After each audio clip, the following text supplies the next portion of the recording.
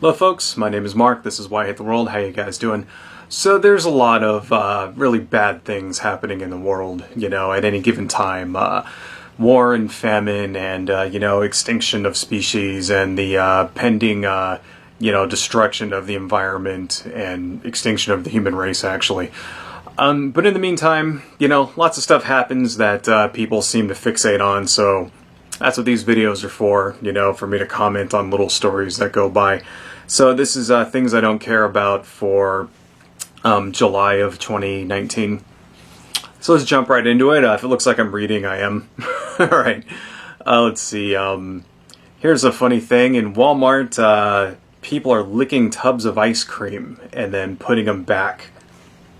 I don't understand why somebody would want to do that. I guess it was a joke that somebody did in order to get views or something, and it just turned into this meme. And now it's like you're seeing, Walmart is like locking up the ice cream and shit. It's like, I don't know. People are gonna do stupid fucking things. That's dumb. I mean, as long as they're licking the outside of it, I guess it's alright. Or whatever, but I guess I'm just not buying ice cream at Walmart. I don't know, I don't really shop there anyway. There's some guy named Pro Jared. There's a lot of, drama on YouTube about this guy. Apparently he's like some kind of YouTube dude who like cheated on his wife. I've never heard of him. I don't know who he is, nor do I care. So what? And, who gives a shit? Really? I mean, even if it's like, yeah, okay, he's some celebrity somewhere. Who cares? Does this really affect you ever? I don't know. I mean, if there's one thing in the world that I can safely say I do not care about, it's the personal lives of YouTube celebrities, right? Fuck Pro Jared. Who gives a shit about Pro Jared? Okay, some other stuff. Sarah Huckabee Sanders quit. She is no longer the press secretary for the, president or whatever. Good. Don't let the door hit you on the ass on the way out, Sarah. Right? I mean, seriously, Sarah Huckabee Sanders is somebody who lies for a living. That's what she does. Her job is to take the horrible things that come out of the Trump White House and spin them so that he looks good. Because you understand that this is her job. So it's like, okay, she gets paid to spin things, right? But there's got to be a point where you say to yourself, at what point do you go, it's too far? You know what I mean? Like, I don't know, me personally, if I had that job, it would have been after, Charlottesville, right? That's when I would have, when the president is defending Nazis, that's when I would have quit. I would have been, all right, this is too much even for me. But no, Sarah Huckabee Sanders hung in there for, another year after that. So that just kind of shows what kind of integrity she has. So fuck Sarah Huckabee Sanders. I hope she kind of drifts off into the night and no one ever hears from her ever again. There's a game called CyberPuck 77 and feminists are pissed off that there's tits in it. Who cares? Who cares? It's a video game. It's got breasts in it. Does that really matter? I don't really see why that would be a problem. Here's the thing, right? Because, all right. I understand that the video game, industry, not just the industry, but video games in general for the past 30 years have been marketed towards men and boys, right? And to that effect, you don't see a lot of very wholesome representation of women in these games, Women tend to be either objects to be rescued, damsels in distress or something like that, or else they're that kind of badass bitch trope, which shows a lot of skin and has, breasts hanging out, that kind of thing. Yeah, and I can understand as, if someone's a female gamer, they might be getting a little tired of that and they want to see some better representation. My answer to that is don't buy the game, number one. Right, if you don't like if that is enough to piss you off that you won't play a game because you don't like the way women are represented in that game, don't buy it. Number one, that's the first thing. Number two, buy the games where you do see representation that you like, And to that effect, it's pretty much the same to me as how the movie industry is. You know what I'm saying? Like, you have movies for kids and you have movies for adults and you have R-rated movies and horror movies and you have romantic comedies that are marketed towards women and you have all, teen dramas and teen comedies and action movies, right? And in all of these different movies, you see a wide variety of how women and minorities and things are represented. And I think that eventually video games will hit that point where you will see games with, you know, women who are not sex objects, right? Who are just normal people and shit. And then you will see games where they are, you know, you'll see games where you do have the badass bitch trope with her boobs hanging out and her implausible armor that doesn't protect anything. And then you'll see other games where it's like an actual real life woman who's like responsible and dresses a little more modestly or whatever. And you know, I think there's room for all of it in the gaming industry. And if you're someone who's concerned about that kind of thing, you should be supporting the indie makers and even games that come out in the mainstream that represent, you know, your chosen, you know, whether it's women or minorities or whatever, in the way that you like, right? And also, don't forget the fact that the game has to be good, too. You know, you shouldn't buy a game that's shitty just because it has, like, representation that you like in it. It's like, no, buy the good games, right? So, and I have a very libertarian attitude when it comes to that kind of thing. It's like, you know, but as far as, like, Cyberpunk 77 goes, if you don't like how it looks, don't buy it. No one's putting a gun to your head and making you buy it. The Avengers Endgame incel cut removes female characters and diminished Black Panther.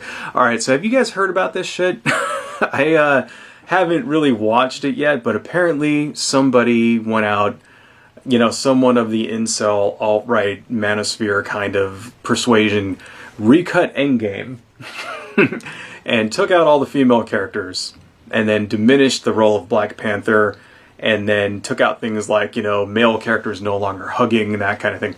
The Endgame incel cut. It's absolutely fucking ridiculous. I can't even believe that somebody took the time to do this. And, you know, the fan cuts of movies are not a new thing. You know, there's actually, sometimes it can be pretty good. Somebody recut, for example, The Phantom Menace together.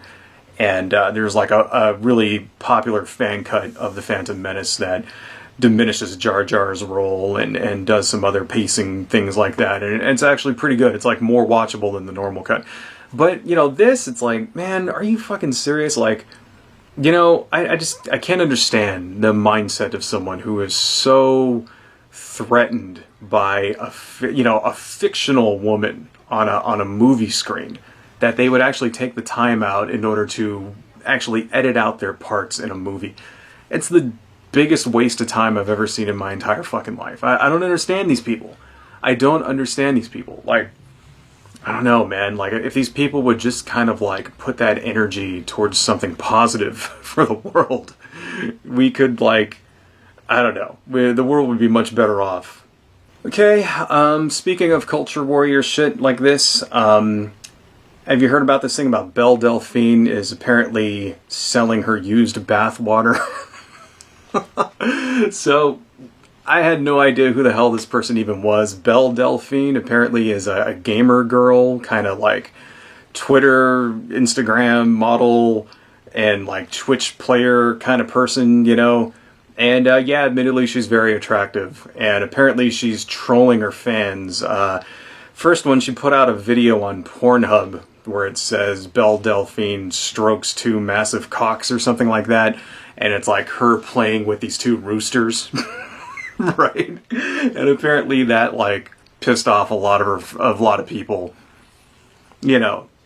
So let's keep that in mind. Second thing is now she's apparently selling her dirty bathwater, which really it's not even that. I guess she just sort of sat in like a gallon of water or something, like sat in this like tub of water for a couple of minutes and then was selling it online. And I'm actually seeing YouTube videos of people taking this shit and like vaping it and stuff like that.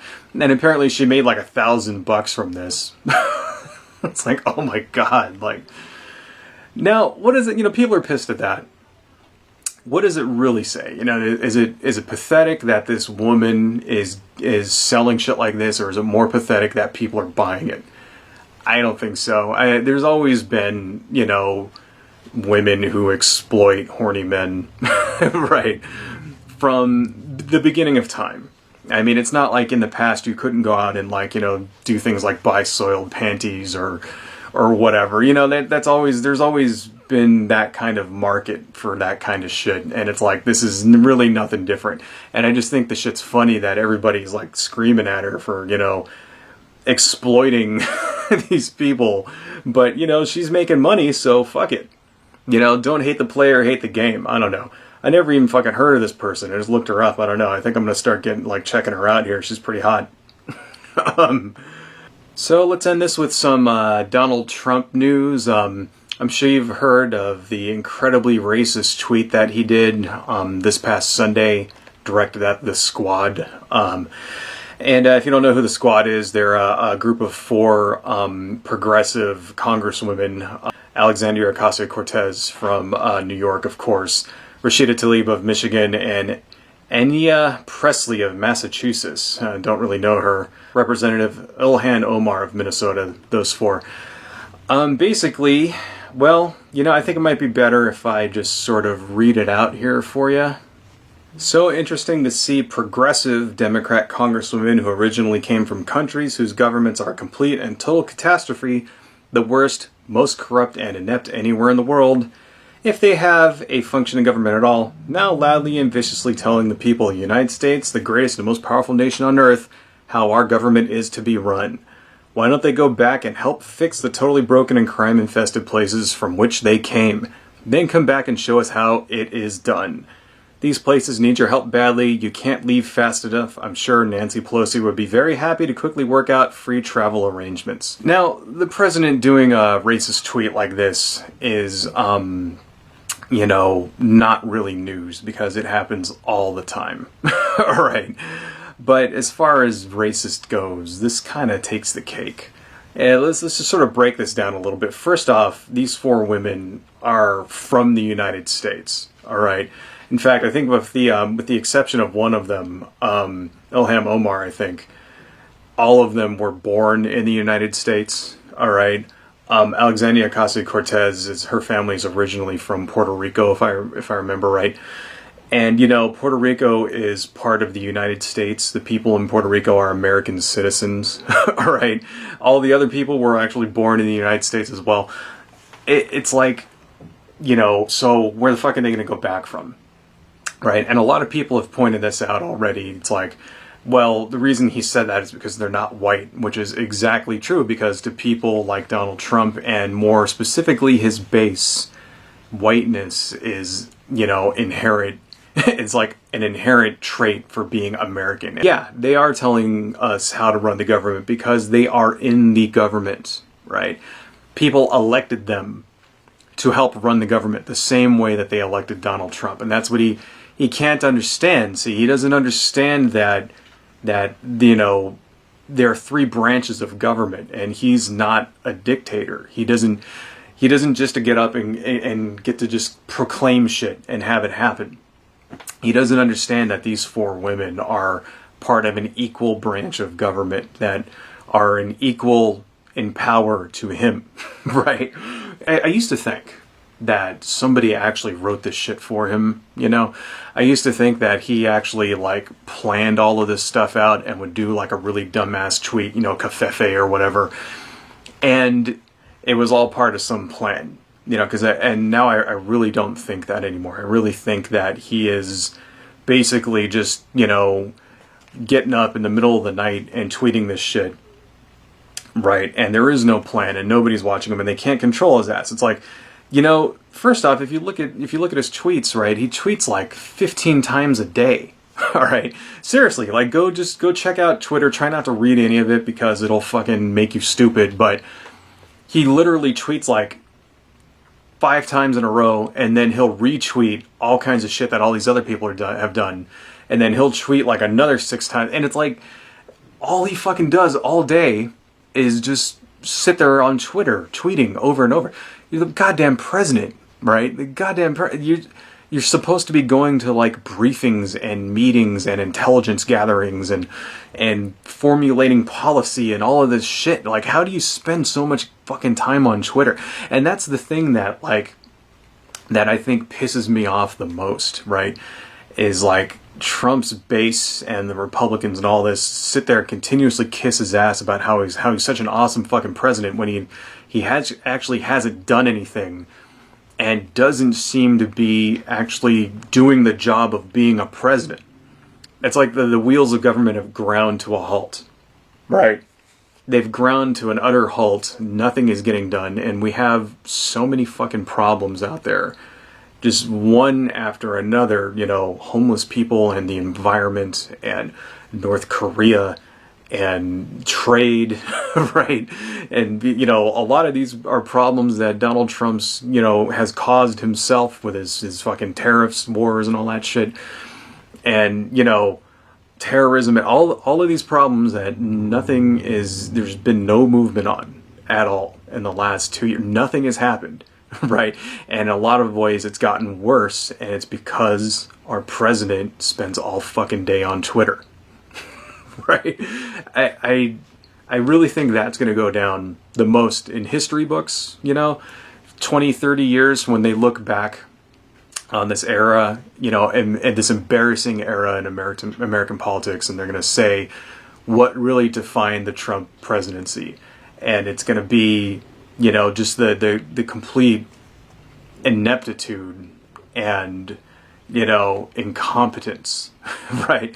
And just lack of interest from the actual fucking president in doing the job of the presidency. I think that's there's going to be some kind of clever nickname of, you know, something like the incompetent era, you know, or the inept, I don't know, something like that.